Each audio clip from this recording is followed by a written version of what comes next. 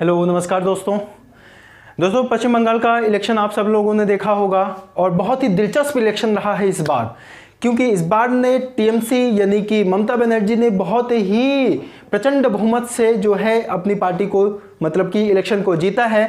और सबसे मज़े की बात तो यहाँ पे ये है कि ममता बनर्जी की पार्टी इतने प्रचंड बहुमत से जीतने के बाद भी ममता बनर्जी यानी कि दीदी जो है अपने ही क्षेत्र नंदीग्राम से शिवेंदु अधिकारी से वो हार जाती हैं। बहुत ही दिलचस्प रहा आपकी बार का इलेक्शन। लेकिन अब सबसे बड़ी समस्या यहाँ पे ये है कि अगर ममता दीदी यहाँ पर हार गई हैं इलेक्शन तो अगला मुख्यमंत्री कौन। आज इसी पर हम लोग चर्चा करेंगे। आज इस पर आप लोगों की क्लास होने वाली है कि अगला मुख्यमंत्री कौन और कैसे हारने के बाद भी जो है दीदी को मुख्यमंत्री बनाया जा रहा है। यहाँ पर इस पूरी चर्चा को हम लोग आज की क्लास में शामिल करेंगे। तो आप लोगों ने देखा कि टीएमसी प्रचंड बहुमत से जो है जीती है और नंदीग्राम से शिवेंदु अधिकारी जो पहले टीएमसी के ही यानी अगर हम यूं बोलें कि ममता बनर्जी के ये दाएं हाथ हुआ करते थे, शिवेंदु अधिकारी उन्हीं के पक्ष के नेता थे, लेकिन वो उन्हीं के इस समय जो है शिवेंदु अधिकारी बीजेपी के नेता जो कि दीदी के खिलाफ लड़े और वो जीते भी और दीदी जो है हार गई। और अगले मुख्यमंत्री कौन होगा इस पे जो है टीएमसी में बहुत बड़ी ही समस्या है। तो आइए थोड़ा सा एक नज़र हम देखते हैं कि जो पश्चिम बंगाल का जो इलेक्शन हुआ था, जो इलेक्शन हुआ था वो 8 फेजेस में हुआ था। 27 अप्रैल से 29 अप्रैल के बीच इलेक्शन चला था हमारा और 2 मई को इलेक्शन जो है डिक्लेयर किया गया था।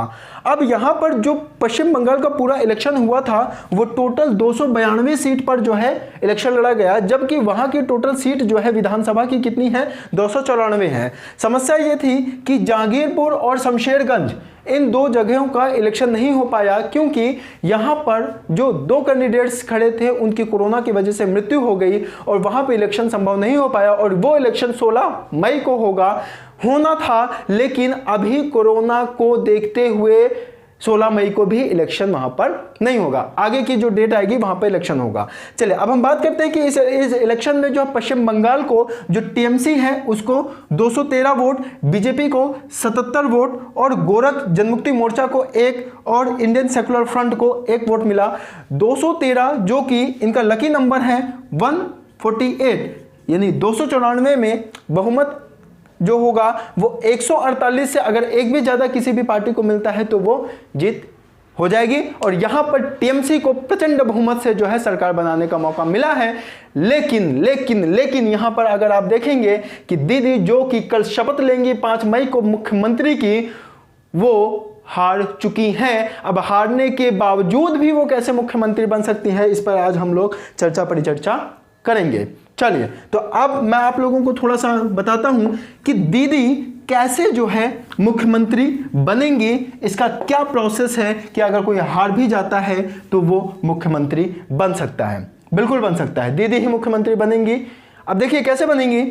हमारा जो बाबा साहब हैं यानी कि हमारे कॉन्स्टिट्यूशन में ही यही प्रोविजन है कि भैया आर्टिकल 164 अनुच्छेद 164 में यह स्पष्ट लिखा हुआ है कि जो मुख्यमंत्री की नियुक्ति करेगा, जो सीएम की नियुक्ति करेगा, वो कौन करेगा, तो वो करेगा गवर्नर।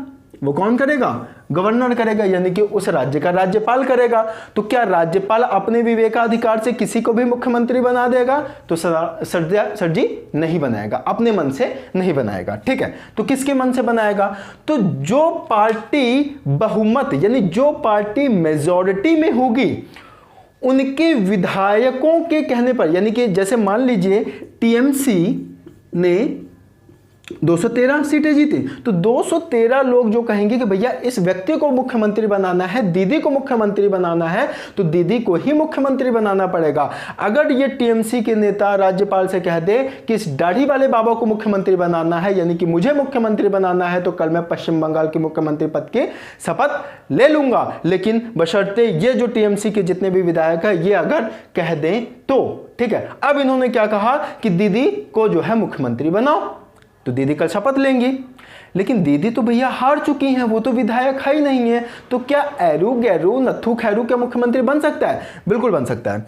इसके लिए हमारा आर्टिकल 164 कहता है कि सीएम की नियुक्ति जो है गवर्नर करेगा, लेकिन सीएम अपने विवेकाधिकार से नहीं बल्कि इस टीएमसी के जो विधायक होंगे यानी कि जो जीते हुए होंगे, जिनके पास मेजोरिटी होगी, वो जिनको कहेंगे वो नेता बनेंगे। लेकिन यहां पे दीदी तो मुख्यमंत्री बन गई, लेकिन यहां पर एक बात और कही गई है अनुच्छेद 164 में कि वो मुख्यमंत्री तो वो कोई भी बन सकता है, लेकिन विदिन 6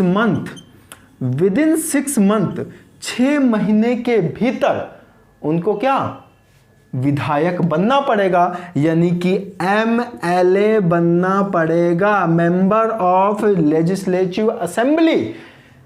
लेजिस्लेटिव असेंबली का उन्हें सदस्य बनना पड़ेगा अगले 6 महीने तक। अगर नहीं बनी तो दीदी को मुख्यमंत्री पद से शपथ देना पड़ेगा। ठीक है, मुख्यमंत्री पद से शपथ देना पड़ेगा। अब जो है दीदी को अगले 6 महीने के लिए जो है क्या एमएलए बनना पड़ेगा। तो अब तो क्या दीदी पश्चिम बंगाल में केवल 6 महीने के लिए बन रही हैं मुख्यमंत्री? बिल्कुल जी हाँ, 6 महीने के लिए बन रही हैं। अब क्या होगा, अब दीदी को 6 महीने के लिए जो है एमएलए, अब कैसे एमएलए बनेंगी भी, जीतेंगी भी। कैसे बनेंगे ये समझिए। अब क्या होगा, देखो अभी हमारे 2 जो मैंने अभी बताया कि जहां पर कोरोना से उनकी मृत्यु हो गई थी, वहां पे 2 जगह अभी 2 सीट खाली है जहां की वो चुनाव होना है, लेकिन दीदी वहां से नहीं लड़ेंगी। क्यों नहीं लड़ेंगे? क्योंकि जो लोग मरे हैं, एक जो है आपका कांग्रेस का नेता और दूसरा जो है रिवोल्यूशनरी कोई लीडर था वहां पे, यानी रिवोल्यूशनरी पार्टी का कोई लीडर था। तो वो 2 फिक्स है, अगर जो भी लड़ेंगे एक रिवोल्यूशनरी पार्टी का होगा, दूसरा कांग्रेस। तो दीदी जो है टीएमसी की है तो वो नहीं लड़ेंगी, सब बात ठीक है। अब क्या होगा, अब होगा ये, अब दीदी चलेंगी यहां पे खेला करेंगी। क्या खेला करेंगी? देखो यहां पे जो 213 सीट है, एक विधायक को यहां पर इस्तीफा देना होगा, यहां पे एक इस्तीफा दिला देंगी। अब जब इस्तीफा यहां से दे देगा कोई भी विधायक, तो वहां पर होगा उपचुनाव, यानी जिसको हम बोलते हैं क्या, बाईपास इलेक्शन। ये हमारे कॉन्स्टिट्यूशन में प्रोविजन है ये कि बाईपास इलेक्शन होगा, यानी कि आपका उपचुनाव होगा और उस उपचुनाव में उस क्षेत्र पर दीदी क्या करेंगी, लड़ेंगी। अब जो है ममता बनर्जी यहां पर खड़ी होंगी और ममता बनर्जी के विपक्ष में बहुत सारी पार्टियां के नेता होंगे, जैसे बीजेपी के कुछ नेता होंगे, कुछ जो है नेता जो है कांग्रेस के होंगे, इस तरीके से करके बहुत सारे नेता उनके विपक्ष में होंगे, लेकिन यहां पर दीदी जीत जाएंगी।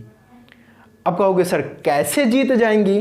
तो जनाब जीत ऐसे जाएंगी क्योंकि अभी तक जो नंदीग्राम से शिवेंदु अधिकारी के खिलाफ दीदी लड़ रही थी, वो तो उनके नाक पर बात थी, शर्म की बात थी कि मुझे जो है नंदीग्राम से ही जीतना है अपने पेपर, क्योंकि ये पहले इन्हीं के ही नेता थे, मतलब इन्हीं के दायां हाथ थे दीदी के, लेकिन अब विपक्ष पार्टी में चले गए हैं। लेकिन अब क्या होगा, जहां से अब दीदी लड़ रही हैं, पहली बात तो ये क्योंकि इस क्षेत्र के जो लोग हैं, यानी कि वो भाई अगर अब उनको पता है कि मुख्यमंत्री कौन, दीदी मुख्यमंत्री बनेंगे, कहीं का भी कुछ भला करें या ना करें, लेकिन जिस क्षेत्र की दीदी होंगी, जिस क्षेत्र से वो विधायक बनेंगे, वहां पर तो क्या होगा, मैडम कुछ ना तो कुछ अच्छा करेंगी ही। तो इस वजह से यहां से वो क्या होगी, जीत जाएंगी। ठीक है, डेफिनेटली जीत जाएंगे भाई। अगर आपके क्षेत्र से कोई मुख्यमंत्री, आपको ये पता चल जाए कि ये विधायक मुख्यमंत्री बनेगा, तो आप क्या उस क्षेत्र के विधायक को मतलब नहीं जिताओगे?